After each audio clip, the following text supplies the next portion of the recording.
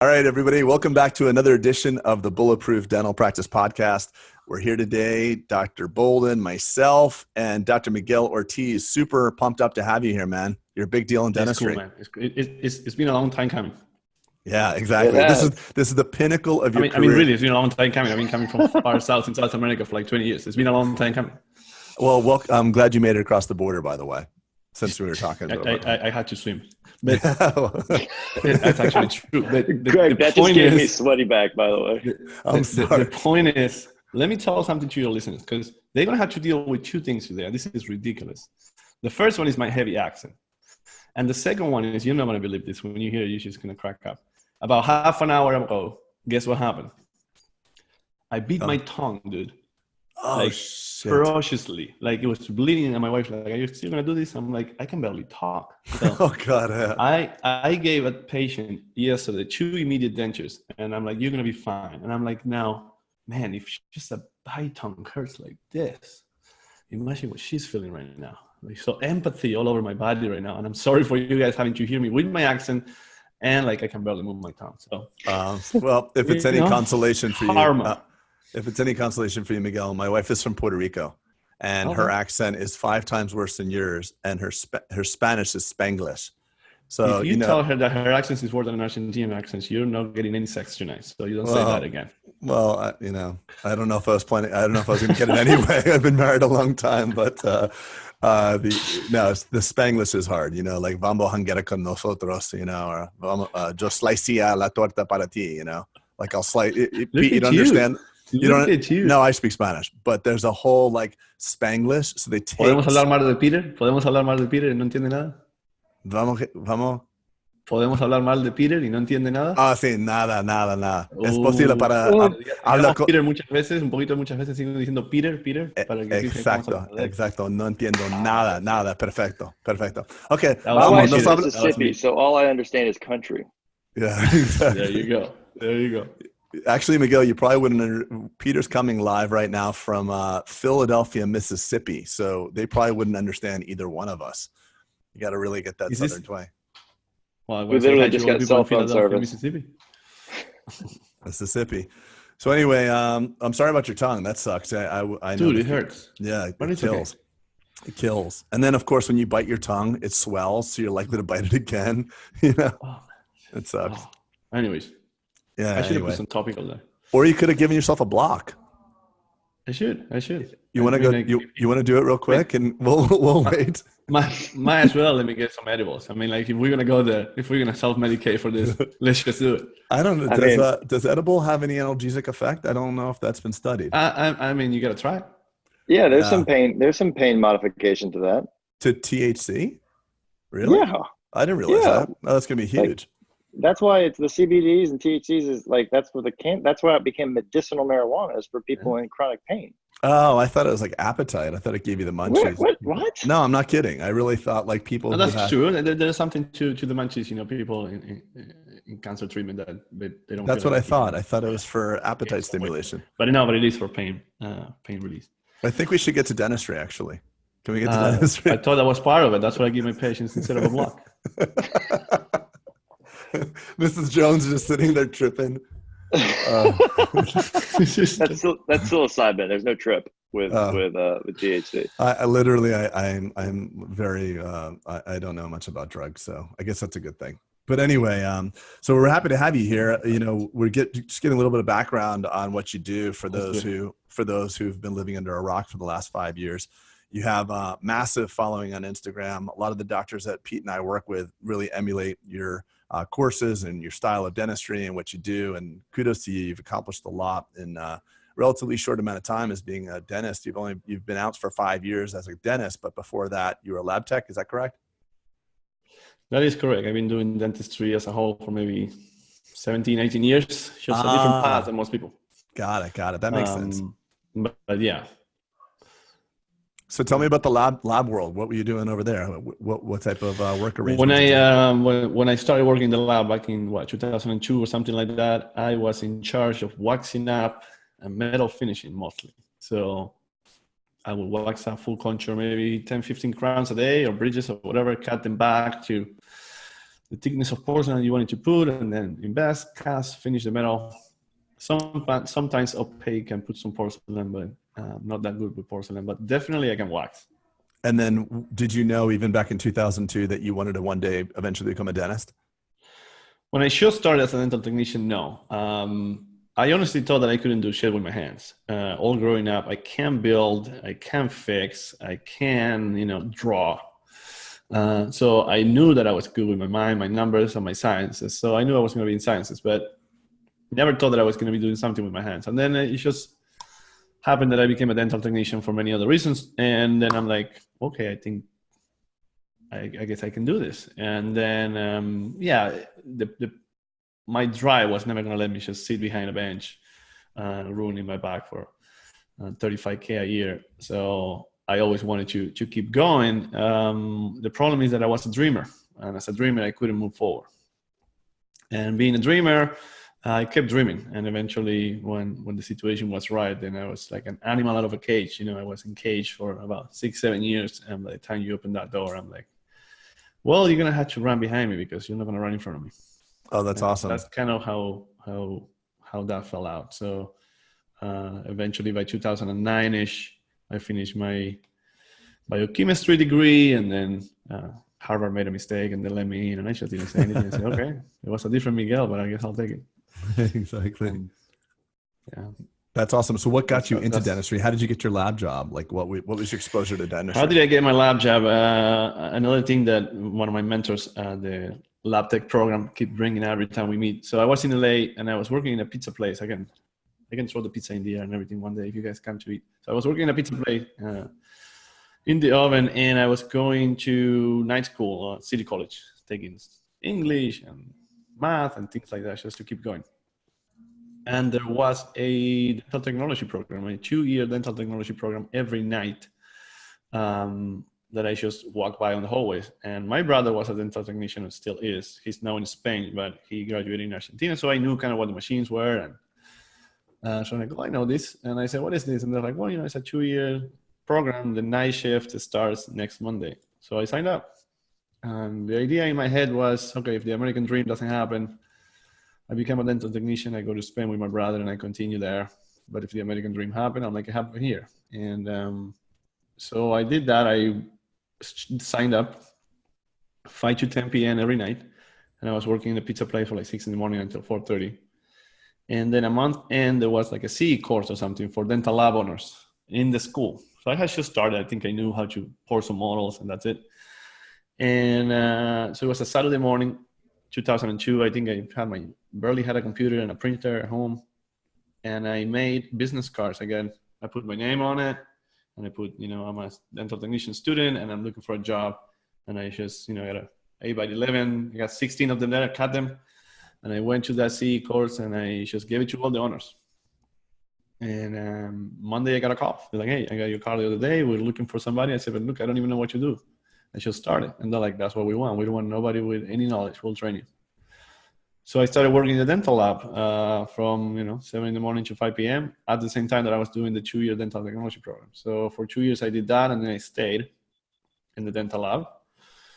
And I kept going. Eventually I went back to school, finished my biochemistry degree at the same time I working about 60 hours a week in the lab. And then I moved to Boston.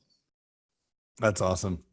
And tell me about your practice life now. What's how long have you been? Are you in one practice, multiple practices? What's that dynamic? One practice is a multi-specialty practice. We have 3 prosthodontists, 1 perio, 1 endo, 3 hygienists, and a beautiful team. We're in Boston. What part of Boston are you in? We are in Brookline.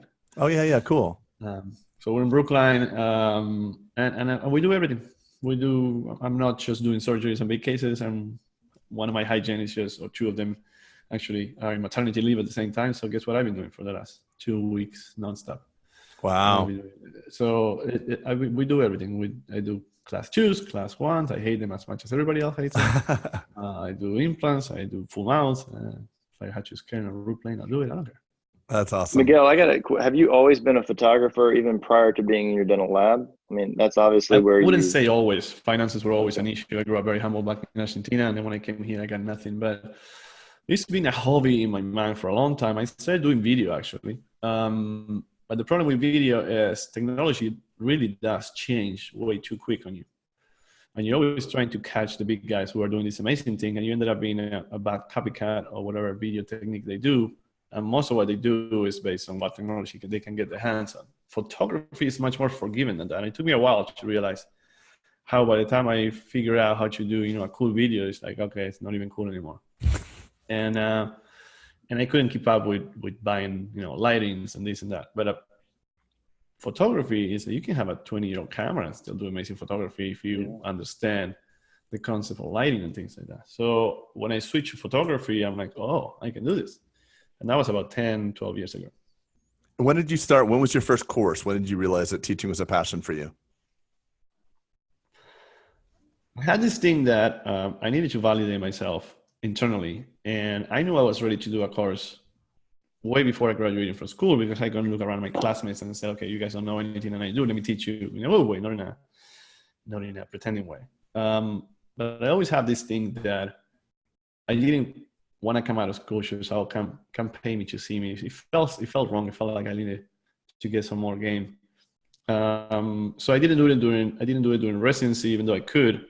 But I did kind of, in a way, stepped out the game on my residency for everyone who came after, because everybody was doing the classic ring flash, and a couple of them were attempting to do the twin flash. And I lobbied to my chair of the department to put a black background on the wall, and I brought a softbox, and I brought this, and I brought standard flashes, and people were like, what the heck are you doing? And then whenever we had the first treatment plan presentation kind of in academia, and I started putting things on the screen, they're like, oh, I guess that's what he's doing, and how is he doing it? So for the class that came below, I think we raised the bar a little bit, and now everybody in the program is trying to do a little bit better. So when did I start teaching? The first course was about 2.5 years ago. Wow. The first official paid course. What was it? It was a photography course? It was a photography course, yeah. And when did you start on Instagram? Because I'm looking, you got almost 177,000 followers. When did you start that? 2016-ish, end of 2015, 2016. I didn't really start heavy posting, and I deleted a lot of the initial posts because they were more like personal, that didn't have nothing to do with what I ended up doing. So even when you see the first one, the first picture now, what might say 2016 or something like that, or 2015, maybe a year before that, I started with, just what everyone was doing on Instagram, which was, live, stupid stuff. Do you credit Instagram a lot with your brand recognition, the sales of your courses? I mean, do you think that was instrumental to it? Good question. 100%, yeah, 100%. It was the tool and the way we used the tool. For some people, Instagram was the only reason. For me, I think it was a medium. I attribute the reason to many other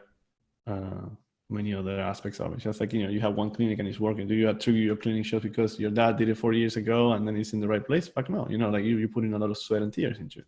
Yeah. But without the medium, you have nothing. So it is what the medium brought to us at what time and what we decided to do with it. Which that's the part that I'm most proud of it, which is what we decided to do with it. And Miguel, I want to get right into a question of mine, because I've looked at the photography, and Craig and I've had this discussion time and time again. It's beautiful, and obviously, like, the term dental porn. Like, I think your handle is obviously, I think you've what am I trying to say, Craig? I think you've amplified that term, maybe dental porn, because it's really cool. You're doing cool pictures and colored lips and sparkles and really cool artistic pictures of teeth for the students that have taken your course. What have you seen in terms of their transition, in terms of their website presence, or even their social media out facing to patients? Like, how have you seen that help transform not only their dentistry but their business?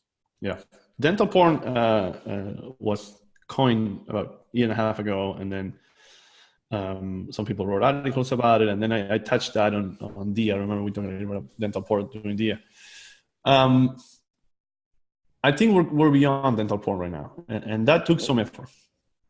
So about 4 or 5 years ago, when we started on Instagram, people say, how do you become big on Instagram? And to me, it's really easy to say how I became big on Instagram, and how it's going to be really hard for anybody to become big on Instagram right now. And it has nothing to do with me being good or being bad. When Instagram just started, it was growing. So that we shouldn't forget about that. In 2015, 2016, everybody was joining Instagram. So everybody joins and tries to follow people. Eventually you hit a plateau as a user in which you're like, fuck, I'm not following anybody else. I'm just done with the 200, 300, 500 people that I follow, and that's it. Maybe I follow one more. So when that growth died, it's hard to get more growth, and that growth is in a way dead. When Instagram started, it evolved out of Facebook, of course, and it evolved out of how horrible Facebook had become. Facebook was amazing for dentistry during 2007 to 2012 or something like that, with groups and discussions and putting dentistry out there for your colleagues. But then it became a place of hate. And then when we left Facebook, I was at least hoping that we could find a place that it wasn't full of hate. When we started in 2015, 2016, I had the right combination of things. And you can say that that's just by luck. The fact that it's a photo platform, it allowed a prosthodontist with good photography to join in at the right time. And it was pretty easy to get likes and follows. It was just like that, because people haven't seen pictures like that. People haven't seen the width of procedures that I could do based on my training, not based on me being special. So I could show you my workshop, and I could show you my surgery, and I could show you the final prosthesis and the before and after. And I always say, and I always joke, if you're a surgeon or a periodontist, you're going to show blood. And not even dentists like blood. I know that because I did my own test on posting blood and what happens. Then if you're an orthodontist, you're going to show before and afters. Amazing before and after, but that's about it. If you're an endodontist, it's full of radiograph, right? Yep. And if you're a periodontist, you better not be posting. So it just gave me the right combination of things, doing good photography and a range of things that you can show at the right time, that the account grew very fast. With that growth around mid or late 2017, it might sound weird, but at least in my end, it came responsibility. Because I realized around I hit 70 or 80,000 followers by the conversation that I was having with them, and then I started doing the courses, that instead of engaging people or making people want to do better, I was turning them off. I will talk to young dentists and they will say, I cannot do what you do. I try and it just doesn't work. I'm very frustrated. Like I cannot prep like that. I cannot take that kind of impression. So what seemed cool to me for the first 2 years, it started bothering me. I'm like, I'm not helping here by showing this perfect dentistry, this perfect shot, this perfect lighting, whatever. So I think it was beginning of late 2017, beginning of 2018, that some of us who already had a large account, we went for dinner. It was like 5 of us. And we were talking about it, and I brought out the discussion and said that I wasn't happy with what we were doing. And they were like, what are you talking about? We're doing really well on, followers. And I'm like, I can't care less about followers. Like, I'm not happy about the message that I'm transmitting. And they were like, what do you mean? Well, I mean that I grew up in the 90s. And I remember in the 90s when many of us were very concerned about what kind of pictures the magazine were showing of women.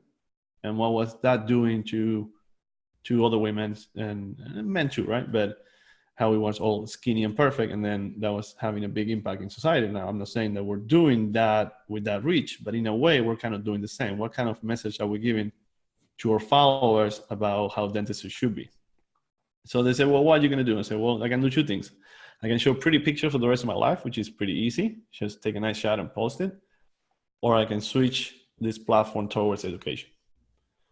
And because now that people are listening, now we can share, discuss, and grow together with no hate. So about 2.5 years ago or so, I set up to do that. And many people follow, many people didn't. Many people still post, oh, look at my before and after, which and I've done it many times, in my opinion, is like, oh, look at me, and that's about it.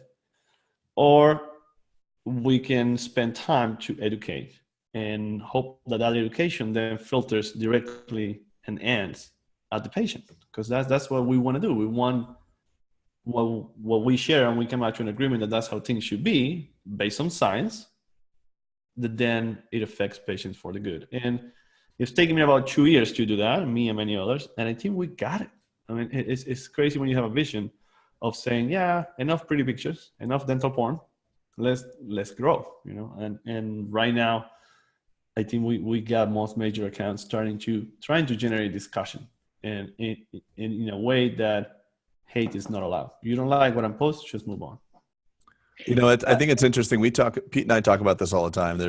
There's dentists don't really know what they need, unfortunately. And we see this a lot. Dentists will come to us and say, hey, we need help with our marketing. We need help with this or that. And really when you do a deep dive, because we're trying to help dentists grow, you know, and their fulfillment, their productivity, their happiness. And sometimes they think it's just, I need to learn more courses. I need to learn more clinical aspects of their skill set. And I think it just goes without saying that their marketing, their Instagram, and the message they put out is really important to identify the target. And obviously, when I look at your page, I would think that it's going to attract many dentists to look at your page and be interested in following you. My question to you is, I want to see if you see actually patients commenting and saying, hey, can you do that? Like I'm looking at some of the before and afters that you have or some beautiful stuff. Are you getting patients saying, hey, can you do that? Or are you saying you're getting patients say, hey, I probably get about 5 to 10 patients a day wanting to fly from whatever place in the world to come see me and do X, Y, and Z. And my answer is no. I'm probably turning down tens of thousands of business. Why do you say no? My experience is that those patients are red flag every single time.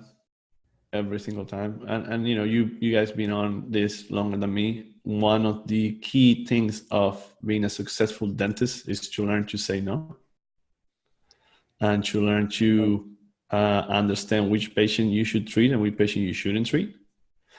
And I've learned in my young practitioner's career that we do not own their problem, but we're here to help them from the bottom of our heart. And there are problems that are dental problems and there are problems that are not dental problems. And I can't help you with your non-dental problem.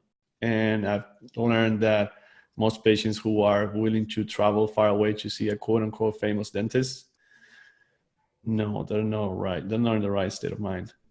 They're not. It just becomes a red flag. The problem is between their two ears, not their mouth. Yeah, yes. Sometimes. And it's unfortunate. I would love to have more knowledge to help them that way, but it just doesn't work. And then I feel guilty. I have cases where they do drive long distances, and whenever it goes wrong and it goes into 10 appointments instead of 5, then I feel really guilty because no, this person is driving so much. Well, I think that's genius. I think that's so, you know, you even said, you know, early in your career, you've kind of identified that. And I think that's genius because I think that's one of the most taxing aspects of someone who, for dentists, I think that's the thing that wears on us the most in our careers is getting tired of the interactions and having those rogue patients that are like, all of a sudden it becomes massive problems. And you've just said, hey, I have the disproportionate amounts that come from out of town, and I'm just not going to deal with that because it's not worth the income that I might receive. Yeah. So I think that's just genius that you identified that early on. And we're talking about thousands of dollars, and it's not worth the income. You come home, I think that's just genius. Go wrong, you don't sleep. Learning to say no is genius. That's amazing. Thank you for saying that. What I also and like, I'm still learning. I'm not saying that I mastered it. I'm still learning. But I'm feeling much more comfortable. Yeah, I've been practicing 21 years and I'm definitely better today than I was 10 years ago with that. I think, you know, just managing patients' expectations, but I think you touched on something that I want to reiterate. In medicine, medical doctors will say, hey, Mrs. Jones, you have cancer. I'm going to work really hard with you to help fight the cancer. But cancer is really tough and there's a lot of challenges that are going to come forward. And I don't know what the prognosis is going to be, but I'm going to put everything, my heart and everything I have into this. But in dentistry, it's like, hey, Mrs. Jones, you have TMJ. I'm going to fix your TMJ. So it's Mrs. Jones versus Dr. in TMJ. We stand with the disease. You know, you have tons of decay. I'm going to do a full mouth rehab on you. I'm going to fix it all. That's total bullshit. Because the behavior that got them to have a full mouth rehab because of tons of decay, if you don't arrest that behavior, all your beautiful, pristine, perfect work will fail just the same way. Everything will fail.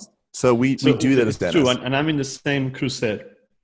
Excuse me. I started a crusade about 7 months ago or so, in which I believe that implant failure is not the end of the world. Implant failure is not a tragedy. And I changed the conversation with my patient who were thinking about putting an implant to that. I say, hey, this might fail. And it's okay. Actually, more likely it will fail. And it's okay. And when it happens, we're going to be sitting right here in about a month or 2 months, then it's going to suck. Okay. I'm not going to be happy. You're not going to be happy, but it's not the end of the world.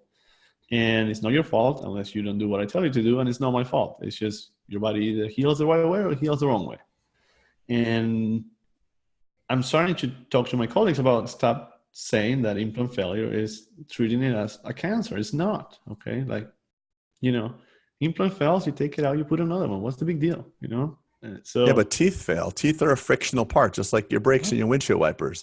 They're But here's frictional. an important- I tell patients all the time, she goes, how long will this last? I'm like, just by the way, the crowns that you have are all breaking down. The crowns I'm about to put in are all breaking down. Your natural teeth are breaking down. Yeah. And God makes the best teeth.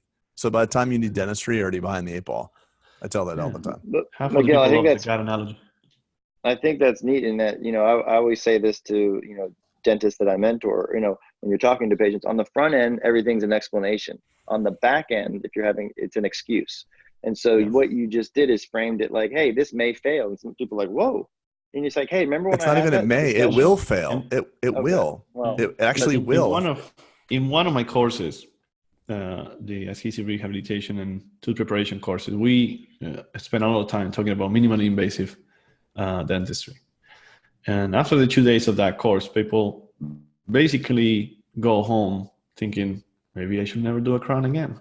Okay. And we back that out with science. And, not to get too deep into the concept, but it comes at the cost of retention and resistance versus bonding, right? Bonding techniques. And I'm not doing crowns anymore unless it's a full mouth for many reasons that are indicated. But you have a virgin tooth or a root canal tooth or a tooth that broke a cusp. The tooth doesn't have a crown. For me, it has something else. And the conversation that I have with the patient when I'm designing in front of them the crown, because I don't let my assistant do it, I'll do it myself. I'm designing there in front. They're like, "Oh, this is so cool, yeah, blah blah blah." I said, "Did you see how I didn't cut down your tooth all the way?" "Oh yeah. Well, you want me to cut it down?" "No, don't cut it down." So, well, this is how dentists used to think based on the science and material that they had. There was nothing wrong. And this is my generation is starting to think based on science. Before I would have cut this tooth all the way down. Now I don't. However, now I have to choose rely on the glue. Before we didn't. Blah, blah, blah, blah, blah. This might come out. Tomorrow, this might pop right out of your mouth. If it does, I'll glue it again. And if it comes out again, then I'll give you a crown. No cost. Or I can give you a crown right now if you want. I can cut this tooth. No. It's okay. Just glue this little piece of glass on it. I'm just telling you, we want to save tooth, and I give the whole spiel. It takes me. I have 20 minutes to design that crown, so I can have a very long conversation. What are you designing on, Miguel? What are you doing? What you're saying? CEREC. So you're doing chairside CEREC design. Mm-hmm. Got it. Mm-hmm. Yeah. So I have a 20-minute conversation on how I am less invasive, new technology, and that needs to be your next course. And then I see, yeah. And then I put myself the information up front. This might come out. Now it hasn't happened in the last 100 or something that I put on, but if it does, it's not the end of the world. I just, I said, I prefer to deal with an annoyance than with a failure, because if you have to come back here, it's annoying to you and to me. We need to spend another 2 hours me doing new restoration, but it's not a failure because we tried the least invasive first, and then if I have to cut more teeth to get retention, I'll do it. And they like completely get it. And then when it comes out, which hasn't happened to me yet, I'm like, okay, it happened. I'm sorry.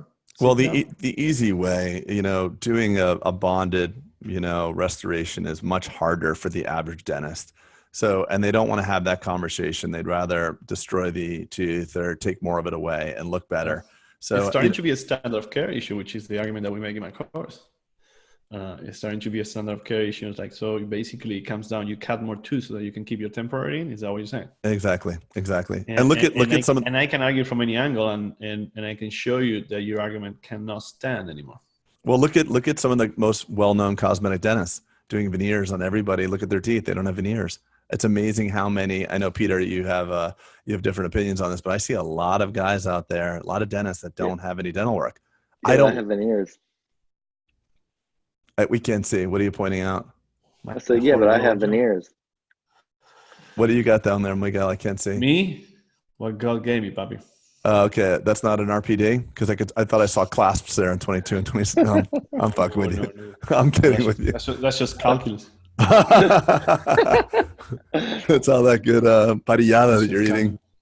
That's just calculus. No, but it is interesting. I'm a huge fan of minimally invasive. I always tell the best dentistry is the minimum amount to keep the patient happy and healthy. But you have to base it on science, not on trying. So that's Yeah. another thing that we talk in our course is like, stop trying on people, stop trying materials, stop trying techniques without even reading a paper, just because your body told you or your rep told you. Who the heck are we to try people? Well, the big companies out. I use Smart, or I use Lava, or I use Dynamic and it didn't work, or I use Suprinity or Emacs, and I'm like, who are you to try? I can show you the science of which one is better, and that's the end of it. Well, the problem is the big companies market to us. They give us one of their clinical trials and they say this is the best thing ever. Targus, Vectrus, or Lava, whatever. I mean, you know how many Lava crowns I put in? Nobody reads, man. Nobody reads. If nobody reads, if you were read the science, if they were read the science, they wouldn't be putting it in. Yep. Well, we're the beta testers. Yeah, we're the beta testers. Our patients are the beta testers for all these products. There's a bunch of groups that are getting together, and I know this because I've been approached to join this lawsuit that is coming, and I don't know if I didn't sign the NDA, so fuck it. I don't know if this is confidential or not, but there's a lot of dentists now that are about to sue the big manufacturing companies because restorations failed. And there's a reason why I didn't join that lawsuit, because if I have to be on the other side, actually I didn't get called. Somebody told me about this. I want to be clear. Somebody told me about this. And I answered to this person, if I was called as a witness expert on either side, I will sit on the side of the companies. I would say, who's the dentist here? Yeah, who has the obligation to read the science and make a decision instead of just reading a brochure? Now, different story if the company actually lied, but if the company used true information and then you didn't check it, or they show you the good and not the bad, they don't have an obligation to show you the bad. They just have an obligation to sell. So if you say, buy the ice cream because it's cold, and then it was shit flavor ice cream, it's your problem that you didn't look it up. They didn't lie to you. It was cold. Yeah. So cold shit. Nobody reads. It's sad. It's sad that we think that we can just try things in our patients. Well, what I love about what you're doing on your page, though, is you're taking the long form literature, because studies are so freaking hard to get through, and you're just kind of creating like this poll. Like, what do you think? Is zirconia this or that? And then, you're leading people in, you're getting the data, and then you're delivering it. It's really a unique style. I love the Dental stuff that you're doing. It's awesome. It's a way of digesting it better. And, 20 stories that you see on a post is 7 or 8 hours of my work, and a lot of people value that. And it's nice when people value that you're trying to provide a service, and it's rejoicing. I like it. So let me ask you, do you ever get people that come in and ask you questions about well, let me back that question up for a second. Do you get data, or are you getting at least anecdotal data that people that come to your courses are reporting back like higher levels of income or satisfaction? Do you query them at all? Do you look at their their data coming in and going out, anything like that? No, I don't think I know if they're making more or less money, but we do know after the adhesive reconstruction and tooth preparation courses, because we do a WhatsApp group of each course. So we're in it. And we kept the discussion after the course, and we share cases together for each course. It amazes us how people with a lot of experience, like you, people not just graduate, people who've been doing things for a while, they go Monday morning and then they prep a tooth differently, or they use a different material. And that's huge, man. Imagine if I teach you something and then on Monday you go and all of a sudden your crown, you're approaching it differently. That impact is it's amazing, and we take that with a lot of responsibility. When we put this course together, it took a year and a half of me reading thousands of papers, so that when I present it to you, I'm not just giving you my opinion, because my opinion doesn't count. I'm too young. Everything I did is still in the mouth. So what? It's been a few years. That doesn't count. I can show you what I do, and people want to see what I do in my courses. They're like, show me what you do. And it's like right there, all in the screen. Look, it's beautiful, right? Let's do this course in 10 years, see if my shit seals then. I don't know. What I do know is that I researched and studied and based my decisions as much as I can on science. So then in 10 years when it fails, it's like I could have done it better. Like I use all the tools that I have. and that let me sleep at night. It truly does. And if it fails, okay, it fails. Like, but that's the information I had at the time. Yeah. So seeing people going on Monday, and I'm not, I can show you the text when they start saying, look how I did an endo crown, I'm not a full crown. Look how I am doing onlys instead of crown. Look how I'm bonding differently. Or look how I approach this procedure, not even drilling at all because it didn't need to be drilled to begin with. And you go, that's cool. Hey, Miguel, part of my ignorance here, but and I don't know because I'm just not attached to academia like you are, but are dental students still being taught today GV Black principles, extension, and that I don't form? think extension for prevention is taught as much, and this is no, just but like right the occlusal, that full extension. Well, why don't we go farther? Why don't we go to what is supposed to be the top of the top? Why don't we talk about pros programs then? Because dental schools are doing whatever they can. Mm-hmm. But why don't we talk about pros programs and what they're teaching? Yeah, talk to me about that. Well, many pros programs are not teaching bonding at all, including the one I went to. Most of the pros, if you go to Europe, it's going to be really. If you go to Europe and you talk to prosthodontists in Europe, they laugh about us here in the U.S. It's like we're in the cave ages. We're still run by the same people who've been running this program for 20, 30 years, and their mind hasn't changed. And very few programs are being truly up to date on what they do.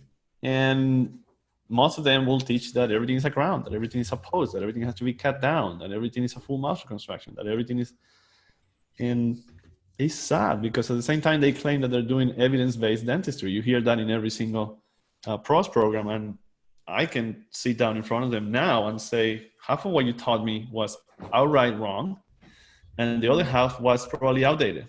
So, and I can say, here's 1,000 papers that prove that you taught me wrong, and they will still close their eyes and not even look at them.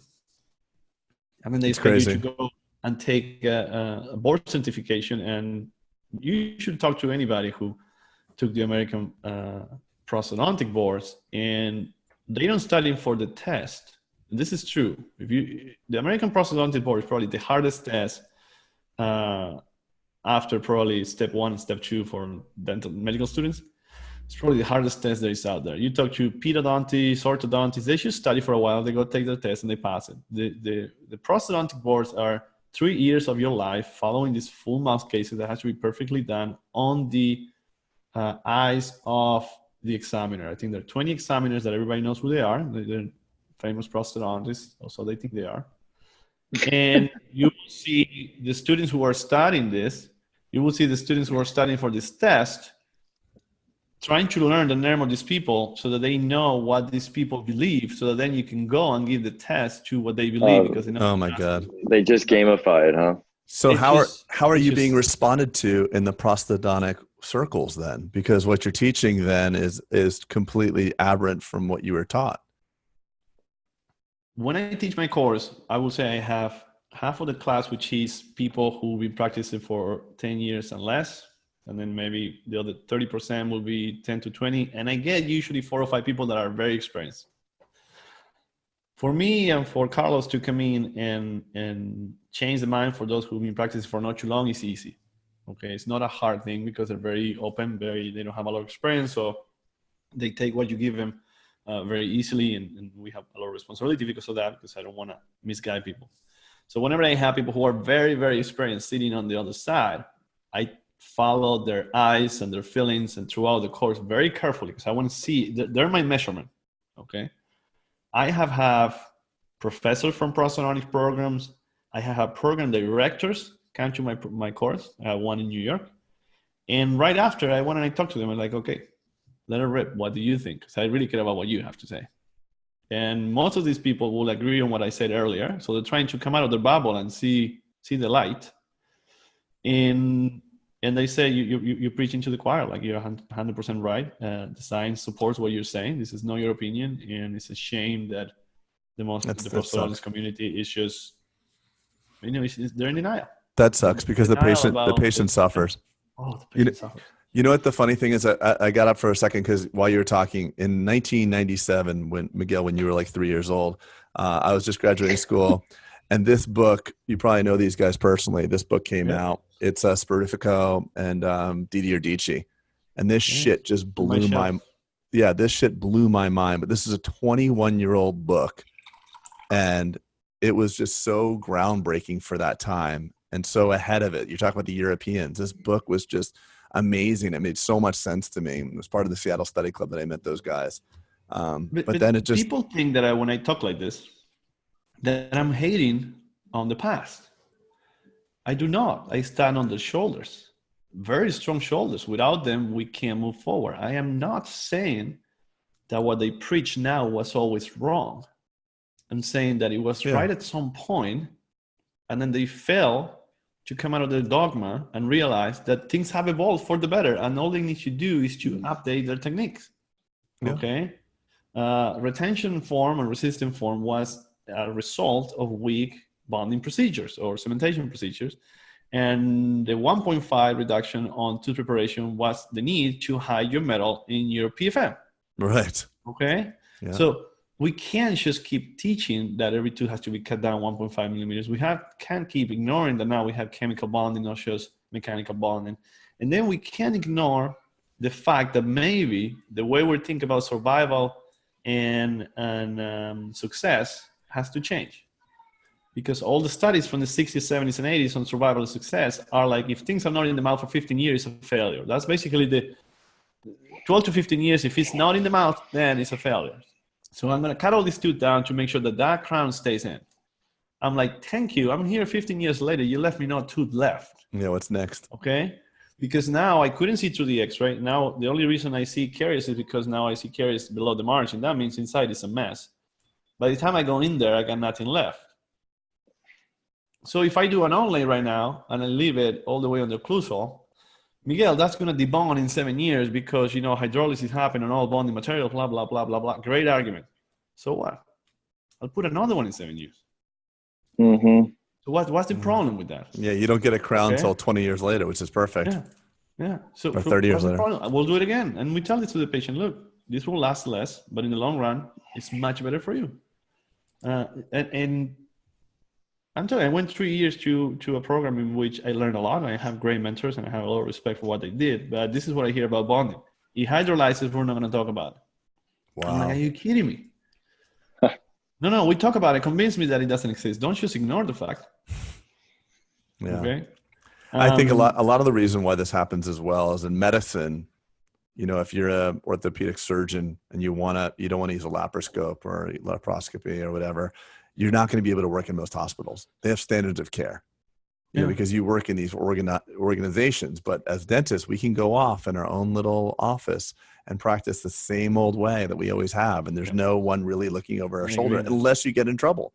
If you go join a hospital and say, I really like to cut the whole chest wide open. I don't like to do cardiac catheterization. I don't believe in that. I've been doing this since the 70s. It works really well for me. I crack the chest and I do it this way.